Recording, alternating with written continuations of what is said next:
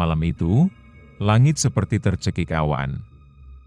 Bulan yang biasa bersinar terang hanya tampak samar di balik kabut kelabu. Angin mendesir pelan, membawa aroma tanah basah dan sisa dupa yang terbakar dari sebuah rumah panggung tua di pinggiran desa. Di dalam rumah itu, seorang perempuan muda, Ratna, terbaring lemah. Tubuhnya penuh peluh, napasnya terengah, sementara seorang dukun beranak menggenggam erat tangannya. "Tenang, Ratna, bayimu akan segera lahir. Kamu harus kuat, ya," bisik dukun itu, berusaha tegar. Namun Ratna hanya menatap langit-langit dengan mata kosong. Air matanya jatuh satu persatu. Ia tahu, ini bukan hanya soal melahirkan. Ini soal hidup dan mati. Sejak suaminya meninggal 3 bulan lalu karena kecelakaan, Ratna hidup sebatang kara. Ia mengandung dalam sepi, menanti kelahiran bayinya sambil dihantui mimpi-mimpi gelap setiap malam. Tiba-tiba, petir menyambar keras. Rumah kayu itu berguncang kecil. Lalu tangisan terdengar. Tangisan bayi yang baru saja lahir. Tapi bersamaan dengan itu, suara lain menyusul, suara helaan napas terakhir dari mulut Ratna. Tangis bayi menjadi satu-satunya suara yang tersisa malam itu. Namun anehnya, keesokan pagi, rumah itu kosong. Ratna sudah tak ada, jenazahnya hilang. Bayi itu juga lenyap. Yang tertinggal hanya darah kering di atas tikar anyaman pandan. Dan yang lebih membuat bulu kuduk warga berdiri, adalah kesaksian Mbah Salim, penjaga masjid tua di ujung kampung, yang mengaku melihat sesosok tinggi berjubah gelap, berjalan pelan menembus kabut, menggendong bayi yang terbungkus kain putih ke arah hutan larangan. Sebelum memulai kisahnya, pasang earphone-mu, biar horornya terasa lebih nyata. Kalau kamu suka cerita kayak gini, jangan lupa like, komen, subscribe, dan share ke teman-temanmu. Lorong Misteri selalu punya kisah yang siap bikin bulu kuduk merinding. 3 hari setelah peristiwa ganjil di rumah Ratna, desa Karangjati diselimuti suasana mencekam. Tidak ada yang berani menyebut nama Ratna dengan suara keras. Anak-anak dilarang bermain hingga sore, dan para orang tua sering terlihat berbisik-bisik, seperti menyimpan rahasia besar yang mereka takutkan akan membuka gerbang malapetaka. Di ujung desa, berdiri sebuah rumah panggung tua yang sudah bertahun-tahun tak berpenghuni. Lantainya rapuh, jendelanya tertutup kain putih kotor, dan di sekelilingnya ditumbuhi ilalang liar. Rumah itu dikenal sebagai rumah senyap, karena tak ada suara yang pernah terdengar keluar darinya. Tidak tawa, tidak tangis, bahkan suara kayu berderit pun nyaris tak pernah terdengar. Namun malam itu, seorang anak laki-laki bernama Gilang yang tinggal tak jauh dari sana, mendengar sesuatu yang membuat darahnya membeku. Ia terbangun oleh nyanyian lirih yang seolah bergetar di antara tiupan angin. "Nina Bobo, oh Nina Bobo, kalau tidak Bobo digendong hantu." Tapi suara itu berbeda. Tidak seperti suara manusia. Lebih panjang, lebih bergema, dan ada bunyi napas berat di sela-selanya. Gilang bangkit dari tempat tidur, menempelkan wajahnya ke jendela, dan matanya langsung membelalak. Di bawah sinar bulan, ia melihat sosok tinggi berjubah hitam mengayun-ayunkan sebuah ayunan rotan. Di dalam ayunan itu, ada seorang bayi mungil dengan mata terbuka lebar, menatap ke arah langit seperti sedang menonton bintang jatuh. Keesokan paginya, Gilang mengadu pada ibunya. Tapi sang ibu malah menamparnya. "Jangan sembarangan bicara. Itu rumah angker. Jangan pernah lihat ke sana lagi." Gilang hanya diam. Tapi malam-malam berikutnya, suara Nina Bobo itu terus terdengar, kadang bersamaan dengan bau bunga melati yang sangat menusuk hidung. Dan pada malam ke-7 setelah hilangnya Ratna, ada seorang warga yang memberanikan diri mendekat ke rumah itu untuk mencari tahu. Namanya Pak Warto, Seorang tua renta yang sudah kehilangan rasa takut karena ditinggal semua keluarganya. Ia membawa senter dan ayat suci dalam genggamannya. Tapi hanya beberapa meter sebelum ia mencapai tangga rumah itu, langkahnya terhenti. Ada suara bayi menangis. Tapi bukan dari dalam rumah, melainkan dari balik pohon beringin besar di samping rumah itu. Saat ia menoleh, jantungnya seperti diremas. Sosok berjubah hitam berdiri di sana, matanya merah menyala, dan dari balik jubahnya, tangan-tangan kurus pucat menggendong bayi itu dengan sangat lembut. Bayi itu tidak menangis lagi. Malam ke-13 setelah Ratna meninggal, langit Karangjati kembali kelabu. Seperti malam-malam sebelumnya, tidak ada binatang malam yang bersuara. Bahkan jangkrik pun enggan bersenandung. Semuanya diam, seolah mereka tahu, malam itu bukan milik manusia. Di dalam rumah senyap yang kini menjadi misteri desa, suasana tampak tidak masuk akal. Ruang yang sebelumnya berdebu dan lapuk, kini bersih seakan baru ditinggali. Tikar pandan terhampar rapi di lantai. Sebuah ayunan rotan tergantung dari balok kayu atap. Ayunan itu bergoyang pelan sendiri, padahal tak ada angin. Di atasnya, bayi itu tidur. Tenang. Tidak pernah menangis. Tidak pernah lapar. Dan yang paling aneh, matanya terkadang terbuka saat tidur, menatap ke arah langit-langit yang gelap seolah melihat sesuatu yang tak terlihat oleh manusia. Sosok tinggi berjubah hitam itu sering berdiri di sudut ruangan. Tak bergerak, tak berbicara. Tapi setiap kali sang bayi menggeliat, sosok itu akan maju perlahan dan menggoyangkan ayunan dengan kelembutan luar biasa. Makhluk itu tak pernah menyebut namanya. Ia juga tidak makan, tidak tidur. Ia hanya ada, tapi pada malam ke-14, seseorang mendatanginya. Seorang nenek tua bernama Bu Ijah, mantan dukun beranak yang dulu pernah membantu kelahiran Ratna, berjalan tertatih mendekati rumah itu. Ia membawa tasbih dan sebotol air doa, wajahnya gemetar tapi sorot matanya tegas. Ia tahu ada sesuatu yang belum selesai. Ia tahu bayi itu bukan sekadar ditinggal ibu, ia dijaga oleh sesuatu yang berada di luar batas dunia ini. Saat Bu Ijah menginjakan kaki di beranda rumah itu, ayunan rotan tiba-tiba berhenti bergerak. Hening. Udara menjadi dingin, dan kabut turun perlahan. Kalau kau makhluk dari dimensi lain, aku tidak datang untuk mengusirmu, ucap Bu Ijah lirih, menggenggam tasbih erat. Aku datang untuk bicara sebagai sesama penjaga kehidupan. Tak ada jawaban. Tapi dari sudut ruangan, bayangan itu melayang perlahan mendekat. Sosoknya kini terlihat jelas. Wajahnya tidak bisa dikenali, tapi mata itu penuh luka. Bukan luka fisik, tapi luka karena ditinggalkan, dikhianati, atau mungkin kesepian yang tak pernah sembuh. Bayi itu tiba-tiba membuka matanya. Ia tersenyum pada Bu Ijah. Dan Bu Ijah, untuk pertama kalinya, menangis. Ia tahu makhluk itu tidak menculik bayi itu. Ia menyelamatkannya. Pagi itu, desa Karangjati masih dibungkus kabut. Tapi ada satu rumah yang tak pernah tersentuh mentari pagi, seolah waktu berhenti tepat di atas atapnya. Rumah itu, yang dulunya tak lebih dari bangunan tua lapuk, kini berubah menjadi tempat suci dalam keheningan, bagi mereka yang mengerti apa yang tersembunyi di balik dimensi manusia. Bu Ijah duduk di depan rumah itu semalaman. Ia tidak tidur.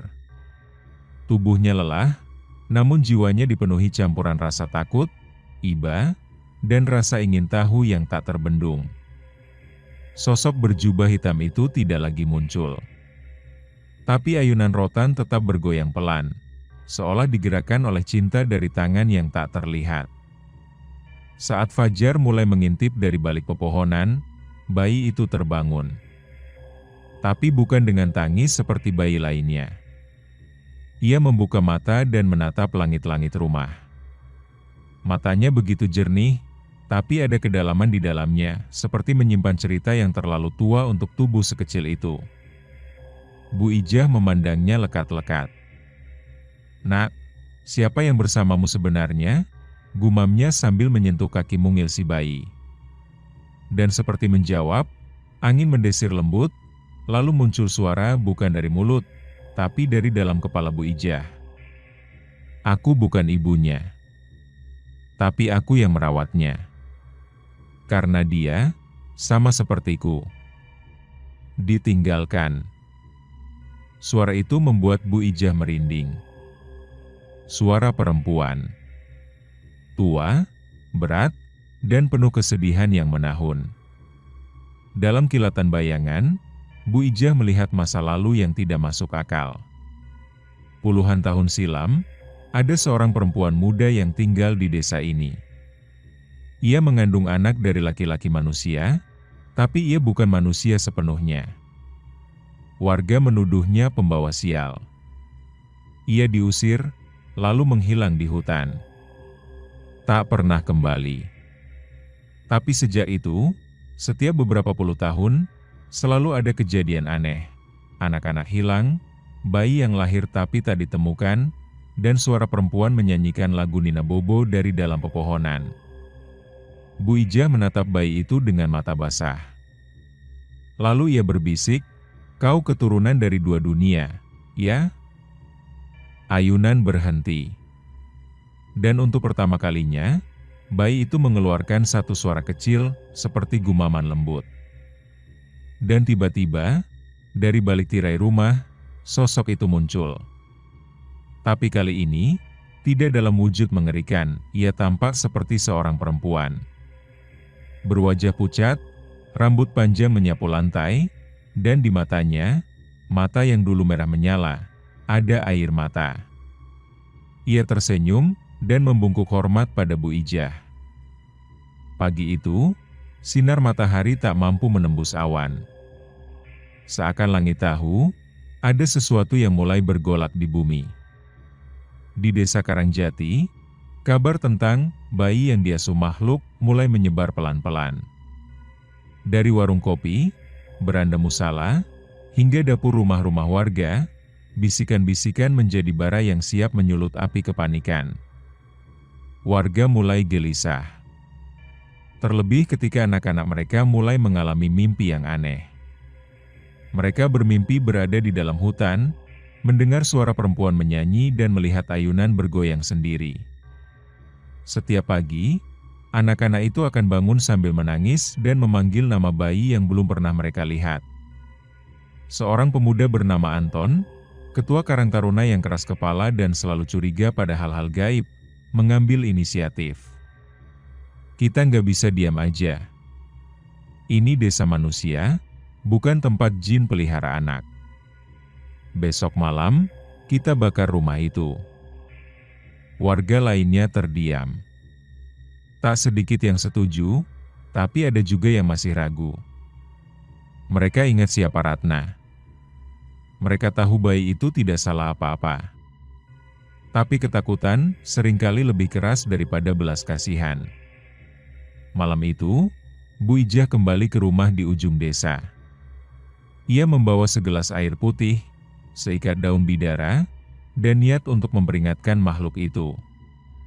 Tapi sesampainya di sana, ia tidak menemukan siapa-siapa. Rumah itu gelap. Sepi.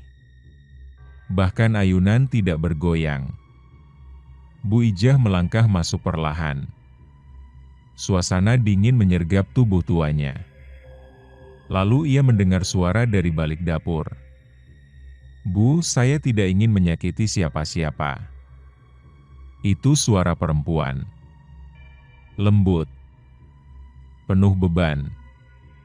Suara makhluk itu. Tapi mereka akan datang malam ini.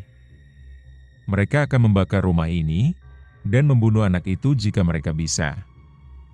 padahal dia hanya bayi. Bu Ijah menahan air matanya. Ia berdiri, menghadapkan wajahnya ke sudut gelap di mana makhluk itu biasanya muncul. "Kenapa kamu tidak bawa saja dia pergi? Sembunyikan dia di tempat kalian berasal." Makhluk itu terdiam. "Karena dunia kami sudah tidak mengizinkan campuran darah seperti dia. Dia terlalu manusia, dan terlalu gaib sekaligus. Hanya di sini, di antara batas, ia bisa tumbuh."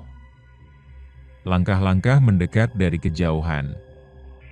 Suara-suara warga, obor, dan teriakan mulai terdengar. "Bu, tolong. Jika kau masih punya belas kasihan, jangan biarkan mereka membunuh harapanku." Ayunan mulai bergoyang sendiri. Dan dari balik kain putih yang menutup jendela, mata bayi itu memandang tajam. Malam itu, langit Karangjati seperti menunduk. Angin berhenti, burung hantu pun bungkam. Dari arah tengah desa, suara langkah kaki dan seruan-seruan keras mulai menggema. Obor dinyalakan, kayu bakar diangkut, dan amarah yang sudah disimpan warga selama berminggu-minggu kini menggelegak. Anton, memimpin puluhan warga, berjalan menuju rumah di ujung desa. Di tangannya, obor besar menyala. Matanya memerah, bukan karena lelah, tapi karena dendam pada sesuatu yang tidak ia pahami. Di kepalanya, dunia hanya terbagi dua, yang manusia dan yang bukan. Kita akhiri ini malam ini. Kita kembalikan desa ini ke tangan manusia. Sementara itu, di dalam rumah tua itu, Bu Ijah duduk bersila di dekat ayunan. Bayi itu tertidur, tenang, seolah tidak terganggu oleh suara-suara beringas yang mendekat. Di sampingnya, makhluk berjubah hitam itu berdiri, tubuhnya seperti kabut yang membentuk wujud perempuan. Ia tidak bergerak, tapi matanya terus mengawasi. "Bawa dia pergi sekarang," bisik Bu Ijah pelan. "Tak bisa. Gerbang dunia kami hanya terbuka pada malam purnama. Itu masih 2 hari lagi." Bu Ijah terdiam. Ia tahu waktu mereka habis. Ketika warga sudah tinggal sejauh beberapa meter dari rumah, Anton berteriak, "Keluar! Kalian semua keluar sebelum kami bakar rumah ini." Tak ada jawaban. Hanya suara daun berbisik. Anton mengangkat obor dan melemparnya ke dinding rumah. Api mulai menjilat papan kayu. Warga bersorak. Tapi tak lama kemudian, angin kencang berembus.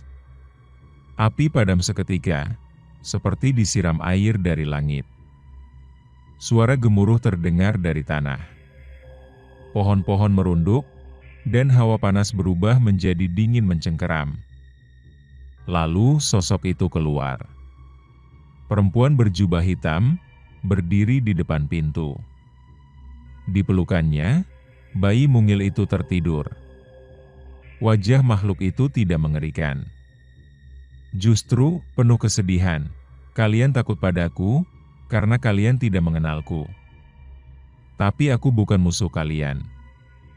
Aku hanya menjaga dia, karena kalian yang membiarkannya sendirian." Warga terdiam. Tapi Anton melangkah maju dan mengangkat bambu tajam. Dia tetap bukan manusia. Saat ia hendak melemparnya, Bu Ijah berdiri di depan makhluk itu. Tangannya terbentang. "Kalau kau ingin melukai dia, kau harus lewati aku dulu." Semua orang terdiam, termasuk langit. Langkah-langkah tertahan. Obor menunduk. Malam menjadi saksi diam atas benturan dua dunia. Dunia manusia yang dikuasai oleh ketakutan dan dunia gaib yang digerakkan oleh kasih sayang yang tak dikenal manusia. Di tengah kerumunan warga yang diam, tubuh renta Bu Ijah berdiri tegak. Satu tangannya melindungi makhluk itu, dan tangan satunya lagi mengepal di dada, menahan gemetar dan takut, tapi tidak menyerah. Wajahnya menatap Anton, pemuda yang berdiri dengan mata membara dan senjata bambu di genggaman. "Apa yang kau takutkan dari seorang bayi?" tanya Bu Ijah pelan, tapi tajam. "Karena ia diasuh oleh makhluk gaib? Karena ia tidak dibesarkan oleh manusia? Atau karena kalian tidak sanggup menerima bahwa cinta bisa datang dari yang tak kalian pahami?" Anton terdiam. Tapi bisik-bisik warga di belakangnya mulai terdengar. "Bu Ijah benar, itu anak Ratna, dia tidak minta dilahirkan begini. Tapi makhluk itu tetap bukan manusia, makhluk berjubah itu tetap berdiri tenang, memeluk bayi mungil dengan penuh kelembutan. Tidak ada ancaman dalam sikapnya. Hanya perlindungan. Seperti seorang ibu menjaga anaknya. Aku tidak ingin tinggal di sini selamanya," ucap makhluk itu dengan suara lirih yang langsung terdengar ke dalam hati semua orang. "Aku hanya butuh waktu 2 malam lagi. Saat gerbang dunia kami terbuka, aku akan pergi bersama bayi ini. Kami tidak akan pernah kembali." Warga terdiam. Beberapa mulai menunduk. Tapi Anton masih belum luluh. "Dan kalau selama 2 malam itu ada yang celaka? Kalau anak-anak mimpi buruk lagi? Kalau kau tidak bicara karena khawatir," potong Bu Ijah pelan. "Kau bicara karena dendamu sendiri. Kau kehilangan adikmu 5 tahun lalu, dan sampai sekarang kau menyalahkan hal-hal gaib atas semuanya." Anton menoleh dengan mata merah. "Dia hilang di hutan itu, Bu. Sejak saat itu aku benci semua yang berbau makhluk halus." Makhluk itu menunduk. "Adikmu tidak hilang. Ia bersama kami. Ia memilih untuk tinggal." Hening. Anton menjatuhkan bambunya. Langit seperti menarik napas panjang. Warga saling pandang. Tak ada yang menyangka malam itu akan menjadi malam pengampunan dan pengakuan. Pagi belum datang. Langit masih menggantung abu-abu. Setelah ketegangan malam sebelumnya, warga desa Karangjati perlahan kembali ke rumah mereka. Beberapa masih memendam curiga, namun tak ada lagi yang berani melangkah ke rumah senyap. Mereka tahu bukan mereka yang berkuasa malam itu. Di dalam rumah itu, Bu Ijah duduk bersila di dekat ayunan rotan, menatap makhluk berjubah hitam yang kini perlahan memperlihatkan bentuk sejatinya. Sosok itu tak lagi tampak mengerikan, melainkan seperti perempuan muda yang lelah dengan mata tua yang menyimpan 1000 tahun kesedihan. "Namamu siapa, Nak?" tanya Bu Ijah pelan. Makhluk itu diam sejenak, lalu menjawab dengan suara lirih, seperti gema di dalam hati. "Aku tak punya nama. Di alamku, kami tak diberi nama, karena kami tak diharapkan untuk diingat." Bu Ijah menarik napas berat. Matanya berkaca-kaca. Ia memandang bayi yang kini tertidur tenang di pelukan sosok itu. "Tapi kau peduli pada bayi ini. Kau menyusuinya dengan sabar.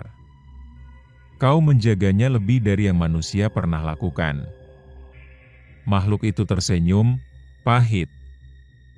"Aku dulu pernah mengandung. Setengah manusia, setengah seperti aku. Tapi saat bayi itu lahir, dunia ini menolaknya. Mereka mengusirku.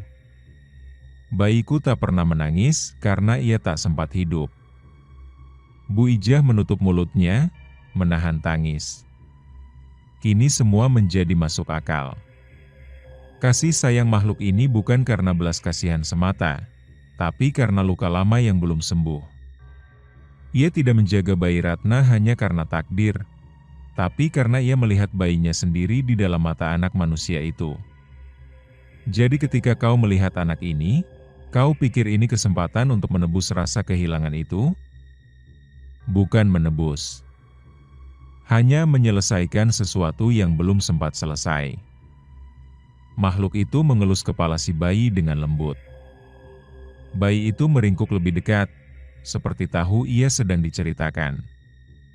Aku tahu aku tak bisa tinggal lama. Tapi dunia ini sudah terlalu penuh dengan kebencian. Setidaknya, sebelum aku pergi, aku ingin membiarkan satu manusia kecil ini tahu bahwa ia pernah dicintai tanpa syarat. Hening. Bu Ijah bangkit, mengambil selimut kecil dan menutupi tubuh mungil bayi itu. Tangannya gemetar. Mungkin kau tak punya nama. Tapi untukku, kau adalah ibu. Seperti ibu pada umumnya. Bedanya, kau berasal dari tempat yang gelap, tapi hatimu lebih terang dari banyak manusia di sini. Malam purnama datang dengan sunyi yang luar biasa. Tak ada suara jangkrik. Tak ada suara burung malam. Hanya angin yang berhembus perlahan, membawa aroma tanah basah dan daun gugur yang seolah sudah lama menunggu hari ini tiba. Di tengah hutan, tepat di belakang rumah senyap, ada satu tempat yang tak pernah dikunjungi manusia. Sebuah tanah lapang kecil di antara 3 pohon besar yang membentuk lingkaran alami. Di sanalah gerbang dunia mereka akan terbuka, bukan pintu dengan kunci, melainkan celah antara 2 kenyataan yang hanya bisa dilihat dengan hati, bukan mata. Bu Ijah menuntun makhluk itu ke tempat itu. Di pelukannya, bayi itu tertidur. Hangat, damai, dan entah bagaimana, lebih tenang dibandingkan bayi manapun. Makhluk berjubah itu melangkah perlahan, anggun, seperti ingin menyatu kembali dengan malam. Langit mulai terbuka. Cahaya bulan purnama menyinari celah-celah dedaunan. Kabut tipis turun dari udara, berputar perlahan membentuk pusaran cahaya di tengah-tengah lingkaran pohon.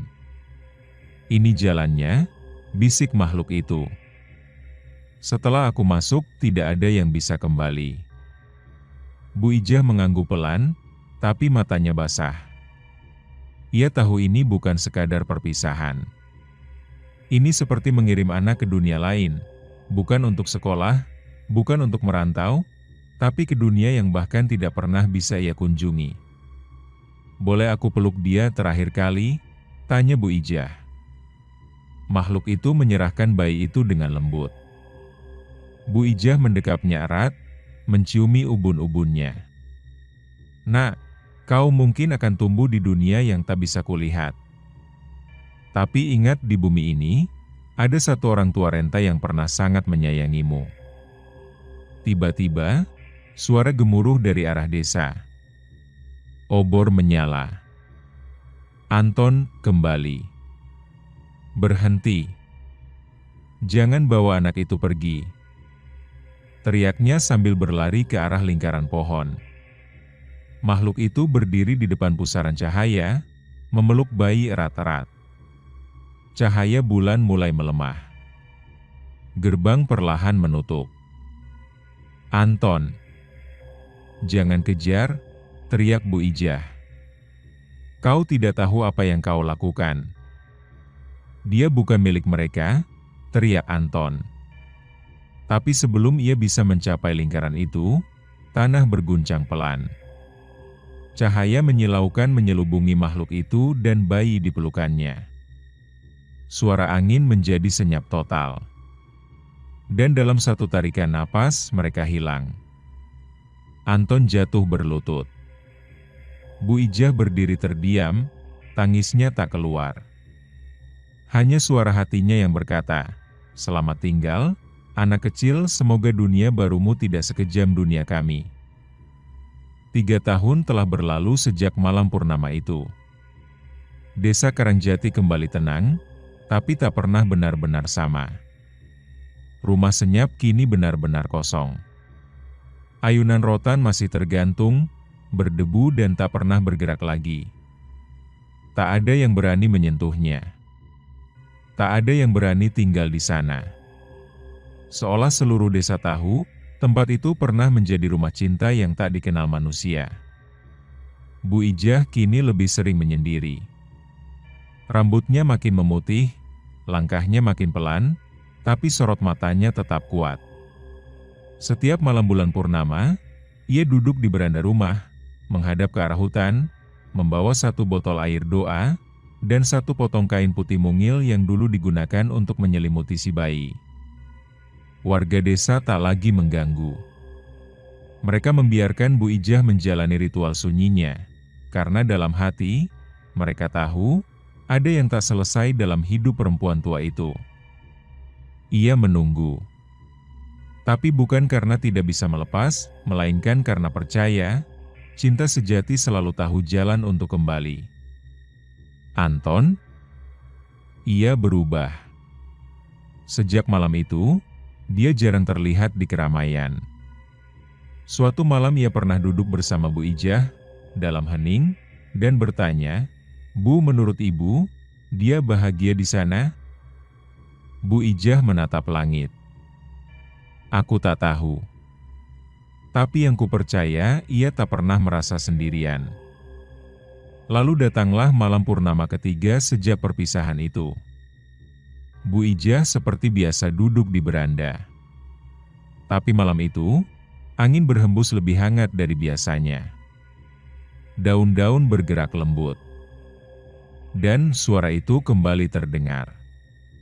"Nina Bobo, oh Nina Bobo, kalau tidak Bobo digendong ibu." Bu Ijah berdiri perlahan. Ia berjalan ke halaman. Dan di sana, ia melihat bayangan kecil berlari di bawah cahaya bulan, tertawa kecil, lalu menghilang ke dalam pepohonan. Air mata mengalir tanpa ia sadari.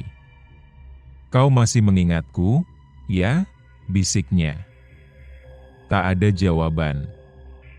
Hanya angin yang menyusuri rambutnya dengan lembut, seolah tangan kecil yang pernah ia dekap dulu datang kembali malam itu untuk sekadar pamit. Sejak malam itu, Bu Ijah tidak pernah lagi menunggu. Ia tahu cinta yang tulus, bahkan yang datang dari makhluk dunia lain, akan selalu menemukan jalan pulang, meski hanya dalam bentuk bayangan yang menyusuri angin. Pesan moral dari cerita adalah, kadang, yang paling manusiawi bukanlah mereka yang berwujud seperti kita, melainkan mereka yang memilih mencintai dalam diam, menjaga dalam gelap, dan melindungi, meski tak pernah diminta. Terima kasih sudah mendengarkan kisah ini sampai habis. Jangan lupa like, komen, subscribe, dan share ke teman-temanmu. Lorong Misteri akan selalu punya kisah yang siap bikin bulu kuduk merinding, dan jika mau request judul cerita, silahkan komen di kolom komentar di bawah. Kami akan buatkan untuk kalian.